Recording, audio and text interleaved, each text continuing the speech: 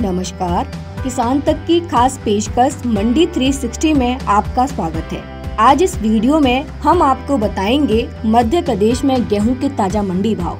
मध्य प्रदेश की मंडी सीधी में गेहूं का न्यूनतम समर्थन मूल्य 2395 रूपए प्रति क्विंटल और अधिकतम मूल्य 2460 रूपए प्रति क्विंटल रहा। पृथ्वीपुर में 2355 रूपए न्यूनतम भाव और 2455 रूपए अधिकतम भाव रहा। टीकमगढ़ में 2460 रूपए न्यूनतम भाव और 2500 रूपए अधिकतम भाव रहा। तराना में 2200 रूपए न्यूनतम भाव और 2700 रूपए अधिकतम भाव रहा। उज्जैन में 2300 रूपए न्यूनतम भाव और 2916 रूपए अधिकतम भाव रहा। विदिशा में 2350 रूपए न्यूनतम भाव और 2487 रूपए अधिकतम भाव रहा। अशोकनगर में 2305 रूपए न्यूनतम भाव और 2675 रूपए अधिकतम भाव रहा। पिपराई में 2411 रूपए न्यूनतम भाव और 2425 रूपए अधिकतम भाव रहा। गोहद में 2445 रूपए न्यूनतम भाव और 2550 रूपए अधिकतम भाव रहा। लहर में 2420 रूपए न्यूनतम भाव और 2427 रूपए अधिकतम भाव रहा। मेहगांव में 2440 रूपए न्यूनतम भाव और 2450 रूपए अधिकतम भाव रहा। तो ये थे मध्य प्रदेश में गेहूं के ताजा मंडी भाव। अब हम आपको बताएंगे उत्तर प्रदेश में गेहूं के ताजा मंडी भाव। तो उत्तर प्रदेश की मंडी चोरी चौरा में गेहूं का न्यूनतम समर्थन मूल्य 2425 रूपए प्रति क्विंटल और अधिकतम मूल्य 2580 रूपए प्रति क्विंटल रहा।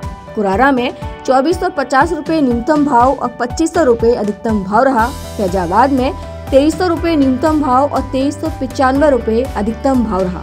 बदायूं में 2425 रूपए न्यूनतम भाव और 2550 रूपए अधिकतम भाव रहा। उझानी में 2450 रूपए न्यूनतम भाव और 2500 रूपए अधिकतम भाव रहा। बहराज में 2450 रूपए न्यूनतम भाव और 2600 रूपए अधिकतम भाव रहा। नानपारा में 2400 रूपए न्यूनतम भाव और 2450 रूपए अधिकतम भाव रहा। सहारनपुर में 2450 रूपए न्यूनतम भाव और 2625 रूपए अधिकतम भाव रहा।